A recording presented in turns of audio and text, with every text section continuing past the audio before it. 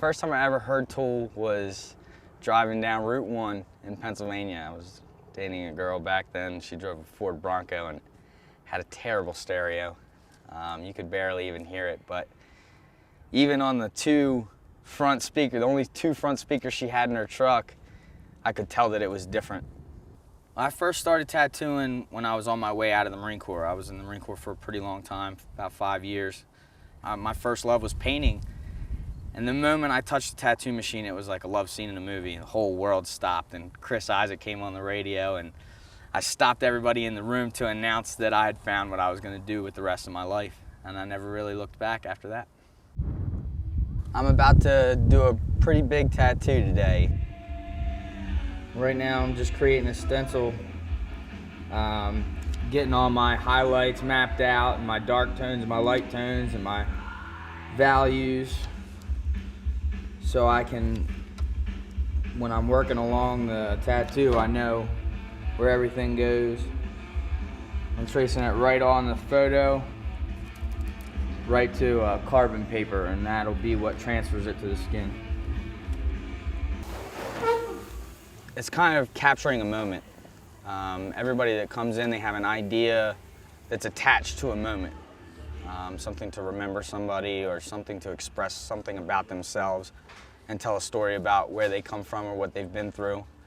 And to hear those stories and be a part of that and capture that moment is probably my favorite part.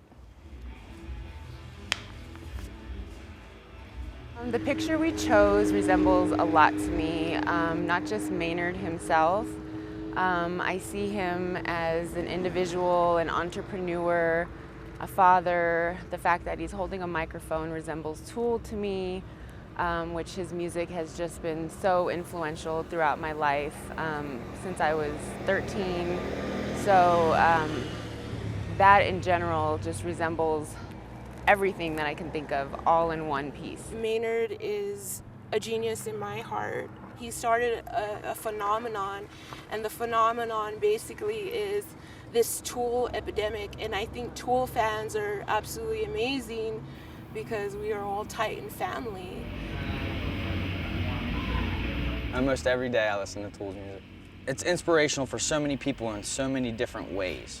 I know for myself, when I first heard the music, you know, it was something that made me want to understand more about the music. And as I understood more about the music, I started to understand more about myself. And I started to understand more about who I wanted to become, and to the proverbial footprint that I would like to leave when my time is finished.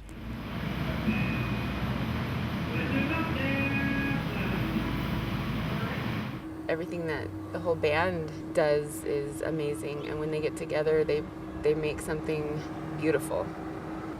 I would not say that I'm addicted to it, but I definitely keep going back to it.